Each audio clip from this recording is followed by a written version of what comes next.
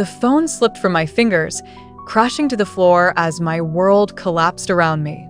My heart pounded in my ears like a drum, drowning out the noise of the Halloween party. I couldn't breathe. I couldn't think. 3 simple words from my best friend's lips had just destroyed everything. It's Jack. My name is Lily, and I never thought my mistakes would come back to haunt me like this point 3 years ago. I had everything most people dream of: a loving husband named Jack, a beautiful home, and a life full of possibilities. Jack was kind, thoughtful, and patient. He helped raise my 3 stepchildren as if they were his own. He remembered everyone's birthdays, sent thank you cards for every gift, and always put others before himself. But I threw it all away. I started working at a small cafe near our home, where I met Tommy. He was younger than me, with bright blue eyes and a smile that made my heart race. At first, we just talked while he served me coffee. Then we started texting. Soon, I found myself making excuses to see him. I'm just not happy anymore, I told myself, ignoring the voice in my head that knew I was lying. Jack is too busy with his studies. He doesn't pay attention to me like Tommy does. The affair lasted 6 months before Jack found out. I can still see the look on his face when he discovered my secret text messages during the early days of the pandemic. His eyes weren't angry. They were hurt, confused, and so very sad. Do you love him? Jack asked quietly, his voice shaking. I fell out of love with you. I replied coldly, the words burning my throat like acid. It's better if we separate. Jack didn't yell. He didn't throw things. He just nodded slowly, packed a bag, and left our home. Our divorce was quick and fair. He didn't fight me on anything, didn't try to hurt me back. That was Jack, always doing the right thing, even when his heart was breaking. After the divorce was final, Jack moved 2 hours away to finish his PhD. I moved in with Tommy, and soon I was pregnant with his baby.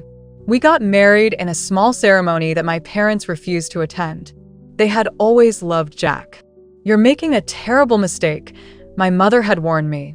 That man loved you more than anyone ever will. I ignored her, convinced my new life with Tommy would be better, but Jack disappeared from my life completely. I sent birthday cards, holiday wishes, even a special gift when he earned his PhD. Nothing came back, not even a simple thank you text. This wasn't like him at all. Jack was the type of person who would thank his worst enemy for a gift. Meanwhile, my best friend Emma and I slowly drifted apart. We'd been inseparable since college, always there for each other through breakups, job changes, and life's ups and downs. When I moved in with Tommy, our texts became less frequent. She's just busy, I told myself. She's a lawyer and teaches at the university. We've gone months without talking before and picked up right where we left off. But deep down, I felt a coldness growing between us. Her last message to me was in late 2021, and after that, silence. I was busy too, a new baby, 3 stepchildren, and marriage problems that I didn't want to admit to anyone. Tommy wasn't the dream man I'd imagined. He was moody, easily jealous, and quick to start arguments. He didn't help with the baby or the other kids. I found myself missing Jack's kindness more than I wanted to admit. Last summer, Tommy and I visited the city where Emma and Jack lived. I called Emma several times, hoping to meet for coffee and catch up. She never answered. I felt sad but convinced myself she must be busy with work or dating someone new. Then came the Halloween party that changed everything. I spotted Emma across the crowded room, her familiar laugh cutting through the music. My heart leaped with joy. Finally, I would reconnect with my best friend. I rushed over, arms outstretched for a hug. Emma looked surprised, almost uncomfortable, when she saw me. Her hug was quick and stiff, nothing like the warm embraces we used to share. I tried calling you this summer, I said, smiling brightly. We were in town for a week. Yeah, I was on my honeymoon that week, she replied, not quite meeting my eyes. Sorry I didn't get back to you. My mouth fell open in shock. You got married? I didn't even know you were dating someone serious. I'm so happy for you. The words tumbled out, but inside I felt hurt that my supposed best friend hadn't told me about such an important event. Who is he? Where did you meet him? "What's his name?" I asked, trying to sound excited rather than hurt.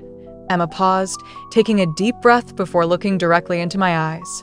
"It's Jack," she said simply. The room started spinning around me. My stomach twisted into knots.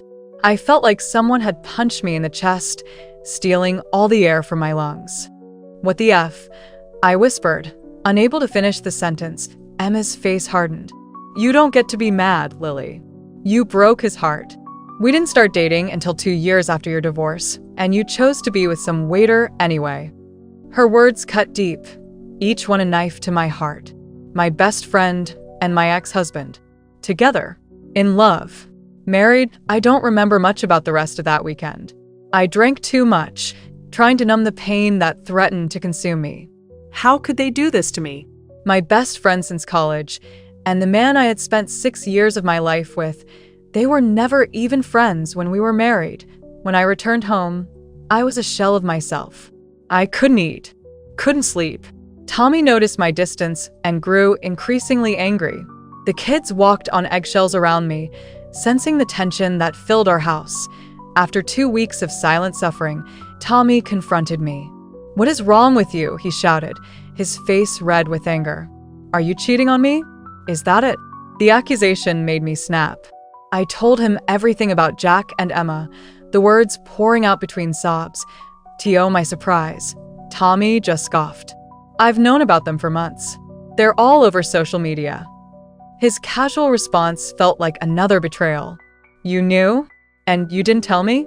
You let me try to call her, talk about visiting her, without saying a word?" The fight that followed was the worst we'd ever had. We screamed at each other for hours. I accused him of betraying my trust. He accused me of still being in love with Jack. "You wouldn't care this much if you weren't still in love with him," Tommy yelled. "You're stupid. You don't understand because you don't have any real friends," I shouted back, immediately regretting the words. That night, I packed a bag and went to stay with my parents. My mom didn't say, "I told you so," but I could see it in her eyes.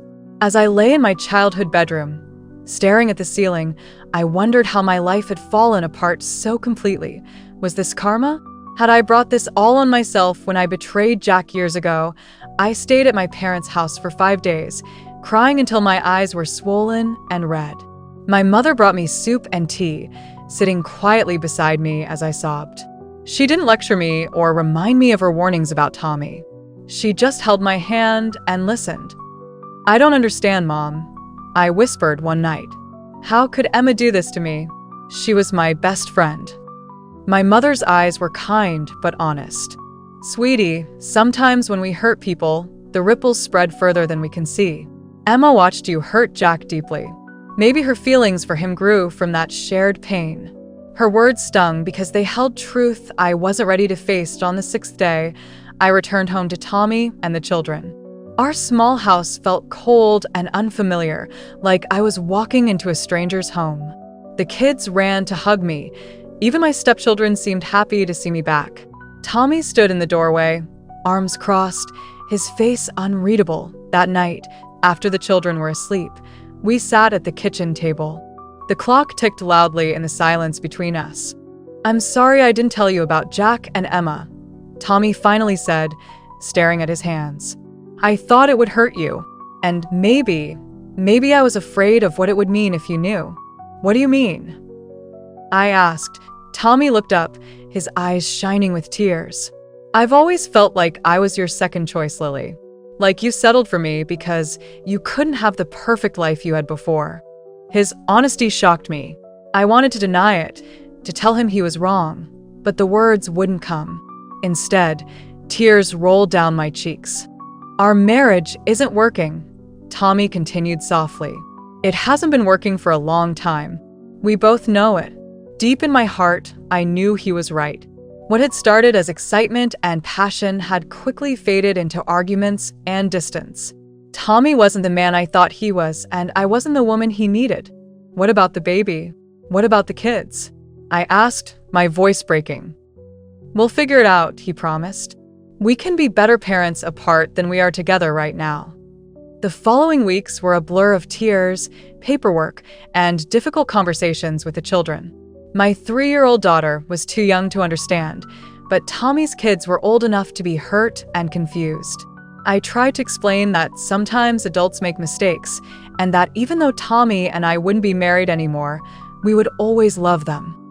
Just like Daddy Jack stopped loving you. Tommy's oldest daughter asked innocently. Her question felt like a knife to my heart. Jack never stopped loving all of you. I told her honestly. Sometimes love changes, but it doesn't disappear. As Tommy and I worked through our separation, I couldn't stop thinking about Jack and Emma. The pain of their betrayal still burned, but something else was growing alongside it. A deep, uncomfortable understanding. One night, unable to sleep, I found myself looking through old photos on my phone. There was Jack, smiling proudly at his college graduation. There was Emma, laughing as we celebrated her birthday. There we all were, happy and connected, before I broke everything apart with my selfish choices. The truth hit me like a tidal wave. I had no right to feel betrayed. I was the one who had betrayed Jack first. I had thrown away our marriage for an exciting fling with Tommy. I had hurt Jack deeply, selfishly, without considering how it would affect him or anyone else. And Emma, had she really betrayed me? She and Jack found each other years after our divorce. They hadn't sneaked around behind my back while I was still married to Jack. They had built something new from the ashes of what I had burned down. With trembling hands, I opened my email and began typing. Dear Jack and Emma, I don't know if you'll read this, and I understand if you don't want to. I just needed to say that I'm sorry. I'm sorry for how I hurt you, Jack. I'm sorry for the selfish choices I made. And I'm sorry for feeling entitled to your friendship, Emma. After I did nothing to maintain it, I was wrong to feel betrayed by your happiness together. You both deserve joy, and if you've found that with each other, then I'm truly happy for you. I won't contact you again. I just wanted you to know that I understand now, and I wish you both nothing but the best. Lily. I hit send before I could change my mind, then closed my laptop and cried, not from anger or hurt this time, but from relief. The weight of resentment I'd been carrying felt lighter somehow. 3 months passed. Tommy moved into an apartment nearby, and we established a routine for sharing time with the children. It wasn't easy, but it was better than the tension-filled home we'd created together. I found a job at a local bookstore that I loved, started therapy, and slowly began rebuilding my life. Then, on a rainy Tuesday afternoon, a notification appeared on my phone, an email from Jack. My heart raced as I opened it. Lily, thank you for your email. It took courage to write it, and both Emma and I appreciate your words. The past is behind us now, and we've all made our choices, some good, some bad. Emma and I are expecting a baby in the summer. We thought you should hear it from us rather than through mutual friends. That we wish you peace and healing. To Jack, simple, kind, and direct, so typically Jack. I read the email 3 times, searching for any feelings of jealousy or anger, but found none. Instead, I felt a strange sense of closure. That evening, as I tucked my daughter into bed, she asked me to read her favorite storybook, the one about mistakes and forgiveness. Mommy, she said sleepily as I finished the story, is it hard to say sorry? I smoothed her hair gently. Sometimes it's the hardest thing in the world, sweetie, but it's also the most important. Did you ever say sorry when you made a mistake? She asked. Yes, I whispered, kissing her forehead, and I'm still learning how. As my daughter drifted off to sleep, I thought about the long path ahead. I had lost my husband, my best friend, and the life I once had. But for the first time in years, I felt like I was finally facing the truth about myself and my choices. MY's story wasn't over. It was just beginning again, this time with my eyes wide open to the consequences of betrayal and the slow, difficult journey of forgiving others and, hardest of all, forgiving myself.